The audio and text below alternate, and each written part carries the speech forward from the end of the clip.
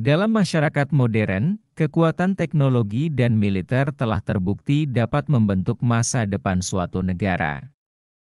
Namun, adakah Anda pernah memikirkan bahwa kegiatan sederhana seperti budidaya jamur juga memiliki potensi untuk mengubah nasib suatu negara? Di Papua Nugini, sebuah negara kepulauan di Pasifik, proyek budidaya jamur yang diperkenalkan oleh Tiongkok telah memberikan dampak yang luar biasa selama 26 tahun terakhir. Proyek ini tidak hanya meningkatkan kualitas hidup penduduk setempat, tetapi juga membantu mereka keluar dari kemiskinan. Sekitar 120.000 orang telah memperoleh manfaat darinya, dan beberapa di antaranya bahkan secara bertahap menjadi kaya dengan menanam jamur. Apa yang membuat budidaya jamur begitu sukses di Papua Nugini, dan mengapa hal ini bisa menjadi solusi yang efektif untuk mengentaskan kemiskinan? Dalam video ini, kita akan menjelajahi proyek budidaya jamur yang dilakukan oleh Tiongkok di Papua Nugini, serta dampaknya terhadap masyarakat setempat. Papua Nugini, sebuah negara kepulauan di Samudra Pasifik, seringkali diabaikan dalam pembicaraan tentang masyarakat modern. Dengan penduduk sekitar 9 juta jiwa dan luas daratan sekitar 462.000 km persegi, Papua Nugini memiliki kepentingan strategis karena letaknya yang menghubungkan Samudra Pasifik dan Hindia. Namun, meskipun memiliki potensi strategis, Papua Nugini telah menghadapi banyak tantangan, terutama setelah memperoleh kemerdekaannya pada 16 September 1975. Dampak dari sejarah kolonialisme yang panjang telah meninggalkan Papua Nugini dengan banyak masalah, termasuk kemiskinan yang meluas dan infrastruktur yang kurang memadai. Sekitar 87% penduduknya hidup dengan penghasilan kurang dari $10, sekitar Rp144.000 per hari, dan banyak dari mereka masih mempertahankan gaya hidup tradisional di daerah pegunungan terpencil. Selain itu, masalah seperti penyebaran senjata api dan kekerasan sosial serius telah membuat negara ini terjebak dalam konflik dan ketidakstabilan politik yang berkepanjangan, sulit bagi mereka untuk mencapai pembangunan yang berkelanjutan. Sejak tahun 1975, negara-negara seperti Australia telah memberikan bantuan besar kepada Papua Nugini, mencapai lebih dari $800 juta, sekitar 11,5 triliun rupiah, dalam bentuk bantuan finansial dan program pembangunan. Namun, meskipun bantuan ini telah memberikan dorongan pembangunan di beberapa wilayah, kualitas hidup penduduk setempat masih belum meningkat secara signifikan. Pada tahun 1997, Papua Nugini dilanda kekeringan parah yang menyebabkan kelaparan dan penderitaan yang luas di antara penduduknya. Dalam situasi ini, negara tersebut mencari bantuan dari berbagai negara, termasuk Tiongkok. Pada awal tahun 1998, Tiongkok mengirimkan tim teknisi pertanian ke Papua Nugini untuk mengevaluasi kondisi lokal. Setelah melakukan penyelidikan dan penelitian mendalam, mereka menemukan bahwa tanah dan iklim di Papua Nugini sangat cocok untuk budidaya jamur. Dengan bantuan teknologi dan pengetahuan dari Tiongkok, proyek budidaya jamur dimulai di Papua Nugini. Metode budidaya yang sederhana dan praktis dikembangkan, hanya memerlukan gudang jamur dengan struktur sederhana untuk menumbuhkan dan menghasilkan jamur. Namun, para teknisi Tiongkok segera menemui tantangan. Iklim setempat yang lembab membuat hasil panen jamur tidak memuaskan. Untuk mengatasi masalah ini, mereka memperkenalkan teknologi yang disebut Juncia, yang berhasil meningkatkan hasil panen secara signifikan. Teknologi Juncia, yang dikembangkan oleh Tiongkok pada tahun 1986, memungkinkan hasil panen jamur mencapai lebih dari 25 ton per hektar per tahun.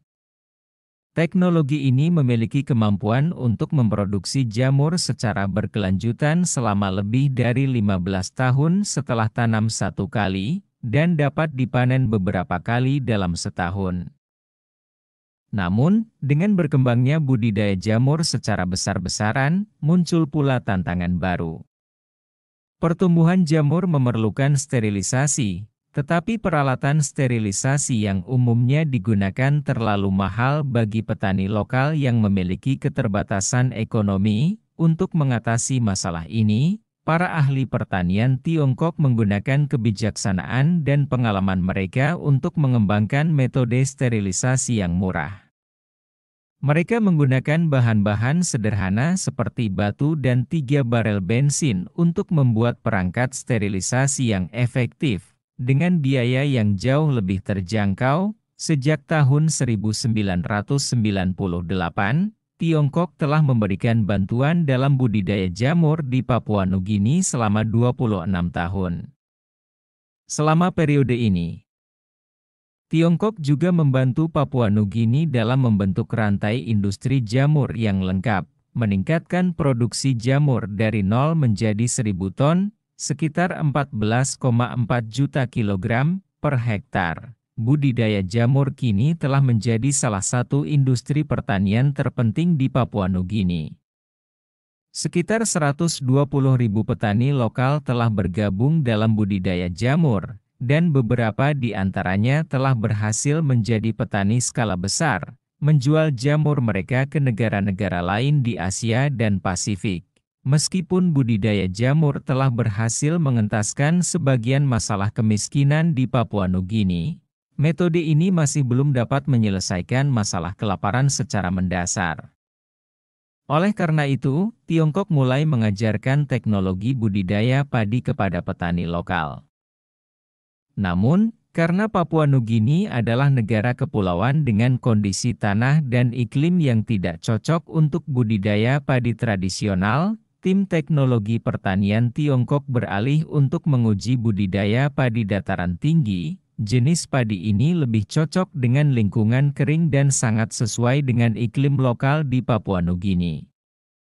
Setelah ditetapkan oleh para ahli Tiongkok, mereka mendirikan 6 pusat penanaman padi gogo di daerah setempat dan melibatkan hampir 1.000 penduduk desa di sekitarnya untuk berpartisipasi dalam penanaman padi gogo.